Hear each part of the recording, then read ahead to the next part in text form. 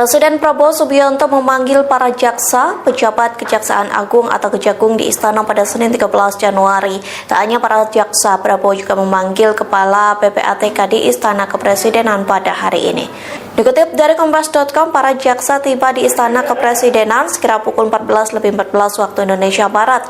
Mereka masuk melalui pintu Istana Negara. Terlihat Jaksa Agung Muda Bidang Intelijen Reda Mantovani, lalu Jaksa Agung Muda Perdata dan Tata Usaha Negara Narendra Jatna, dan Jaksa Agung Muda Bidang Tindak Pidana Umum Asep Nana Mulyana, lalu Jaksa Agung Muda Tindak Pidana Khusus Febri Ardiansyah, serta Jaksa Agung Muda Tindak Pidana Militer Maijen Muhammad Ali Ridho. Dalam pemanggilan tersebut terlihat pula Kepala PPATK Ivan Yustia Vandana dan PLT Kepala BPKP Muhammad Yusuf Ateh. Namun belum diketahui tujuan dari pemanggilan tersebut. Bahkan Jaksa Febri Ardiansyah tak mengetahui pembahasan apa yang dilakukan oleh Presiden Prabowo. Perlu diketahui pemanggilan ini dilakukan setelah pertemuan yang seharusnya dilakukan pada pekan lalu namun batal dilakukan. Saat itu pun para jaksa dan Kepala PPATK tak mengetahui tujuan pemanggilan ke Istana Kepresidenan. Presiden Prabowo Subianto memanggil para jaksa, pejabat Kejaksaan Agung atau Kejagung di Istana pada Senin 13 Januari. Tak hanya para jaksa, Prabowo juga memanggil Kepala PPATK di Istana Kepresidenan pada hari ini.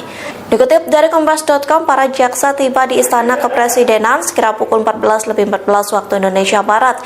Mereka masuk melalui pintu Istana Negara. Terlihat Jaksa Agung Muda Bidang Intelijen Reda Mantovani, lalu Jaksa Agung Muda Perdata dan Tata Usaha Negara Narendra Jatna, dan Jaksa Agung Muda Bidang Tindak Pidana Umum Asep Nana Mulyana, lalu Jaksa Agung Muda Tindak Pidana Khusus Febri Ardiansyah, serta Jaksa Agung Muda Tindak Pidana Militer Maijen Muhammad Ali Ridho.